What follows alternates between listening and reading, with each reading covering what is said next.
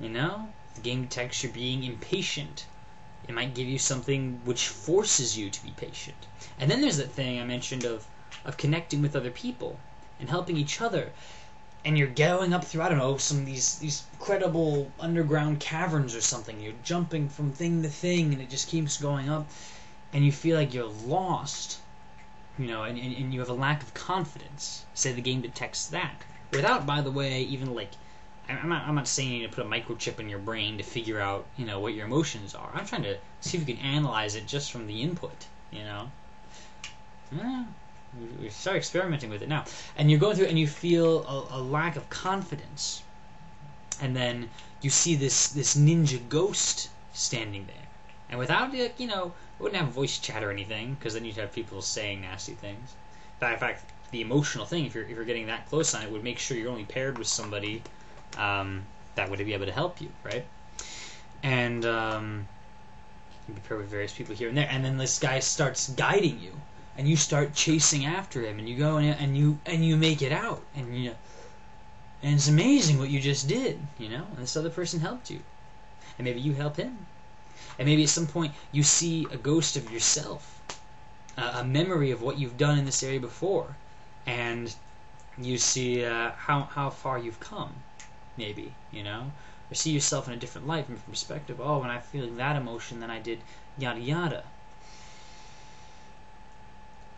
Interesting stuff.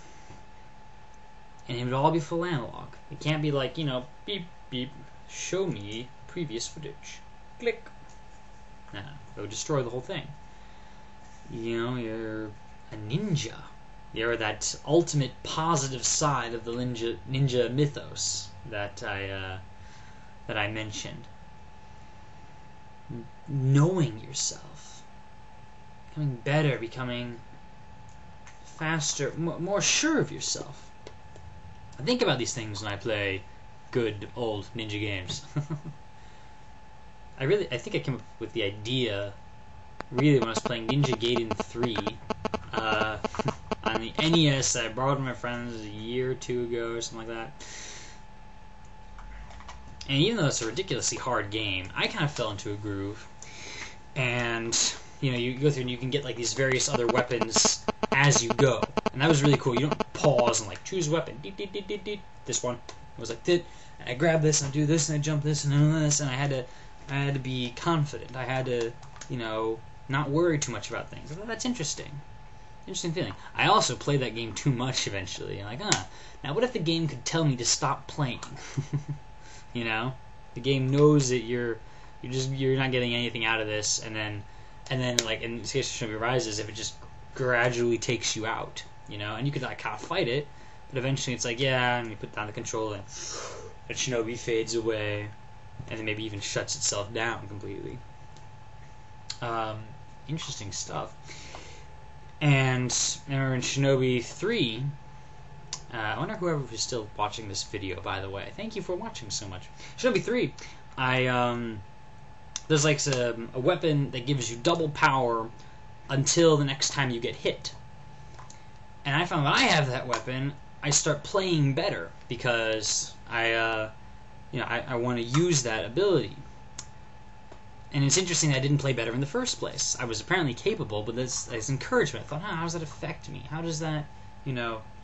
and I thought how it might affect other people in different ways. If you get that double power weapon, then you start playing worse because you're all afraid you're going to waste it, and that's a self-fulfilling prophecy. And then, you know, all these various things can happen in Shinobi Rises.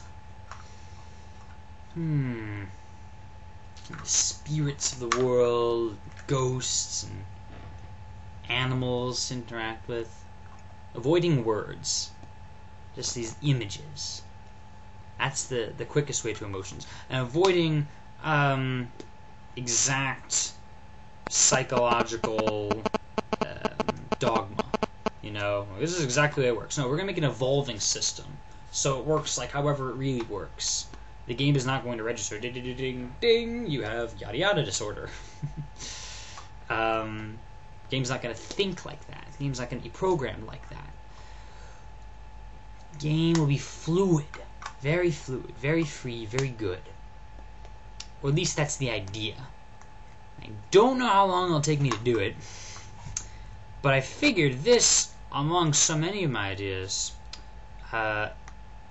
this one I should probably put out on the internet so that people can like kind of start thinking about it, you know, because this is something that would take a lot of thought and a lot of heart to understand ourselves and figure how a game would help us understand ourselves.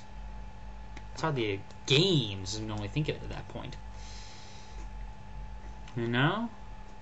Interesting stuff. I mean, in case you're wondering, yes, I have other game ideas that are far more conventional, though all of them are meant to be better than present-day games. You know, that's why I think of them. I want to make something really, really cool. Some of them make a little more sense to the traditional mindset, winning, losing, all these things. But yeah, thanks for watching. See you later.